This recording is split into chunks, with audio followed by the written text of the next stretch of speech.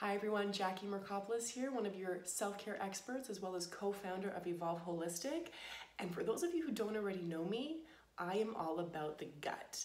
And when I say gut, I'm not only referring to probiotics and healthy gut bacteria, which are very important, but today I want to shed a little bit more light on the actual physical aspects of this area of the body and why it's important that we open it up. So I'm going to be spending a little bit of time giving you guys a little basic, simple anatomy lesson so that you guys can better understand this area of your body. So if we look at the first muscle that I want to talk about, and that's our diaphragm. This is our muscle of our breath. And it's a dome-shaped muscle that lies just beneath the rib cage here. And it's very important that it has the ability to expand in order for our lungs to fill with air and then as well contract back down. The next muscle that I want to talk about is our hip flexor. This is a muscle that most people are familiar with the term. They know that it's somewhere around the hip. They know that it's tight and they need to open it. But I want to let you guys know a little bit more about it as to how high up the body it actually attaches. So our hip flexors, fibers of it start here on the leg bone and they cross the hip, they cross the pelvis, and they go up and attach themselves onto parts of our lumbar spine as well as ligaments of the diaphragm. So if that muscle is shortened, it's pulling down, not only compressing the hip, but also pulling down the entire rib cage with it. The next muscle that I want to focus on is our QL, our quadratus lumborum.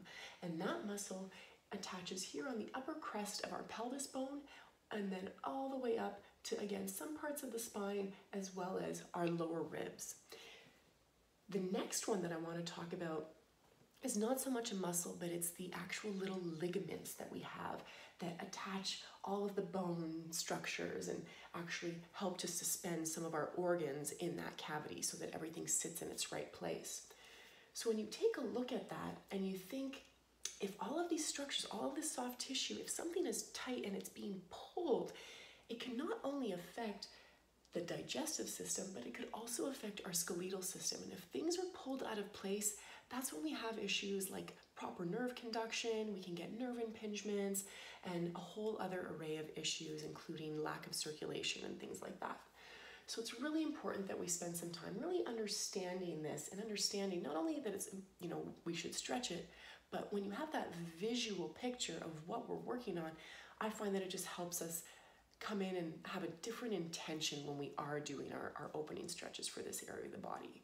And now if we take that and we look more globally, more at how all of this connective tissue is intertwined and connected to each other, I want to look at how this hip flexor and all of these structures here that cross the front of the hips and the spine are all fascially, so fascia is our connective tissue. They're attached to not only the diaphragm, but it goes up beyond that, all the way up into the deep structure of the chest, into our deep neck muscles.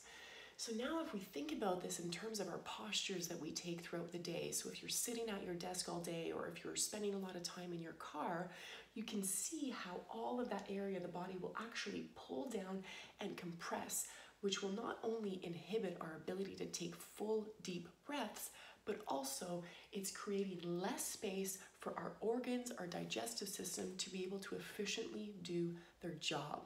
So this is why I want you guys to spend a little bit of time understanding and appreciating why it's so important that we spend the time to open this area of the body.